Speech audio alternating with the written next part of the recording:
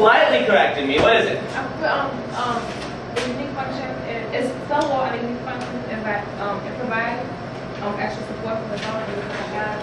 So if you notice these two shapes here, you'll notice the plant cell up there looks really kind of tight and square, and it's all like really formed, and the wall is really thick. It's because it has a stronger outer lining. The cell wall keeps things in there a little bit tighter. Whereas the animal cell doesn't have a cell wall. Does it have something on the outside? Yeah. What's that called? Beautiful. So your plant cell it has this on the outside, it keeps things a little bit tighter, whereas your plant cell has cell wall. I lost what I was saying, but I think you guys know what I'm saying? Yeah. Golgi bodies? Well, I think there's Golgi bodies in both of them, aren't there? Yeah. You've got the Golgi apparatus in the animal cell and in the plant cell. So maybe and actually what I think might have happened is when we took the notes on it the other day, I only gave you guys some of them, and you guys may have looked at the plant cell and not noticed them, so very likely could have been my bad. Alright, last question on here.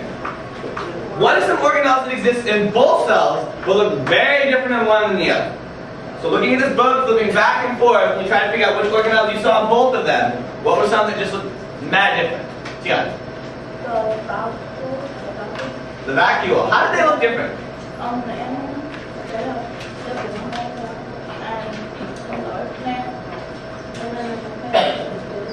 Okay. So if you look in your book, if you look in your science source book on page 78, which you guys all should be doing anyways, right, Blocker? I already got. I know, but I want you all to look with me and follow along. This right here is what? This is the animal cell. These little blue dudes right here, what are those? Those are the vacuoles. Okay, so there's the vacuoles inside the animal cell. Can anyone find the vacuoles inside this cell? Yeah. It's big blue dudes. What's that? The big blue thing. Can someone tell me what the vacuoles do? Yeah. It acts as a storage structure for the cell. Okay, so things are stored inside the vacuole. So what does that tell you about plant cells? Yeah. So they have, when they make, I guess, when they put it inside, when they have extra stuff, they put it inside. That's why it's so big. Yeah, because you need more storage inside of plant cells than you need inside of an animal cell. Why? Because you're producing your own food, so you have to store it longer. Wait, what? Well, think about it. If you have, how do I get energy? Actually, by eating. Can I eat today and be good for a month? No. No. How often should I probably eat? Every day. Every day, a few times a day. So I get constant energy, and I don't have to store my energy. I'm always getting it, and I use it right as soon as I get it. Well, is it sunny always? No. That's why they got They get their energy and they store it just to make sure they have it for when that sun doesn't come out. So that's one of the things that plants. So they've got these types of organisms. What's that? Plants aren't very smart. Alright. So what we're going to be doing today is we are going to be making a 3D model of a plant and an animal cell. We're going to be doing both. We're going to make a little bit of each. It's going to be really exciting. Just get excited. So what I want you to do is I want you to turn over your do-not sheet.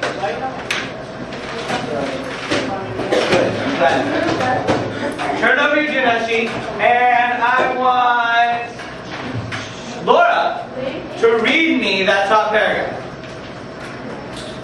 Now I want everyone to politely listen to Laura as she reads me that top paragraph. It's really a sentence, it's really short. All in.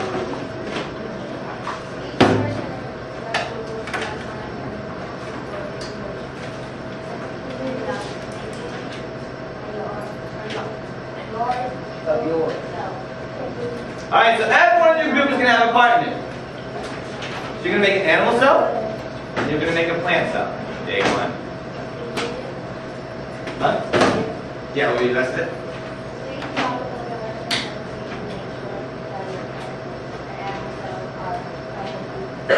So just like most activities, when we go through this, I'm going to tell you step by step what I want you to do. One of the things I'll tell you right now is on this chart, you'll notice that you've got one column that says organelle and another column that says model used.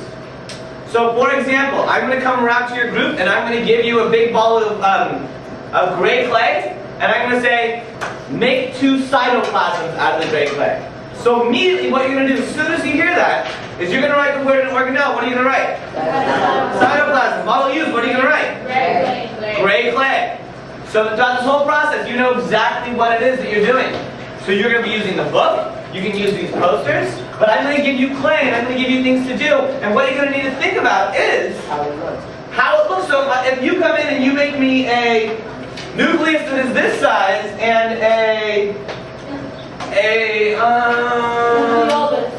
ribosome that's this size, is that going to work? No. No. So you need to think and you need to work with your group to make sure that you're making sure that everything's proportional and everything works right. Are there questions about the beginnings of this? No. So what I'm going to do is I'm going to walk around and I'm going to give you guys chunks of clay and I'm going to tell you what to do with them. The first thing that you're going to start with is you're going to get a block of gray clay. And you're going to take the gray clay and you're going to make 2 cytoplasms. And you're going to do that by flattening out the gray clay and making a circle about that size. So you're going to make 2 circles about that size.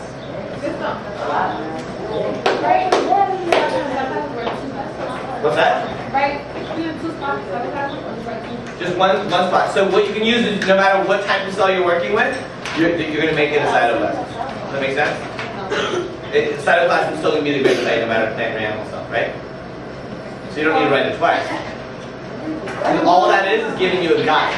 No, but you're saying 2. So I'm saying write 2 or write in both sides. Listen to me. All that's doing, turn. All that's doing is giving you a guide. Do you need to know that there's 2, or do you just need to know that the gray clay is the cytoplasm? It's gray clay. That's it. Okay? Alright, so, first thing that you're going to do, now make sure when I give you these pieces, make sure when I give you these pieces that you know which one's the plant, which one's the animal, and you don't put the wrong things in the wrong one.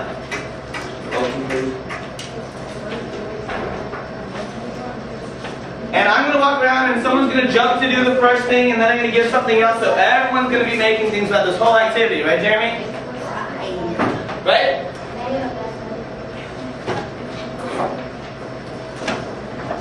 So now you've got cytoplasm with gray clay. So here's what you're doing.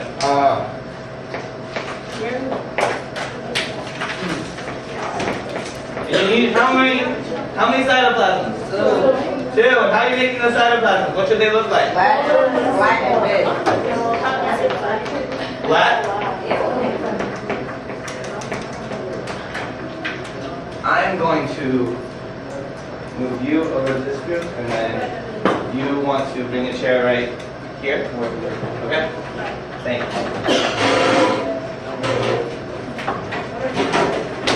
Hey, you need to make 2, so why is only one person working, y'all?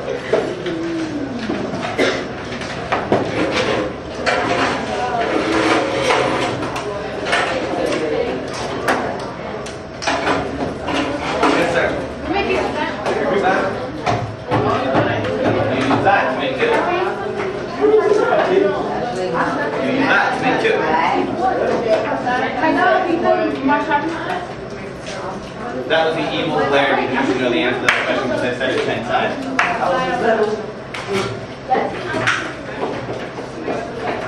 So yeah, you guys are the only ones that don't have this. You guys as well. Daisy does, no one else does. Your organelle is your... Okay, your organelle is what? What organelle? Danielle, what organelle is that going to represent?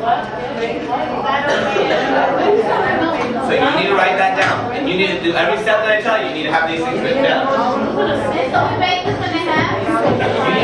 You need to make 2 circles about that size with them. They're going to need to be really thin in order to get enough out of there. You don't have that much gray clay.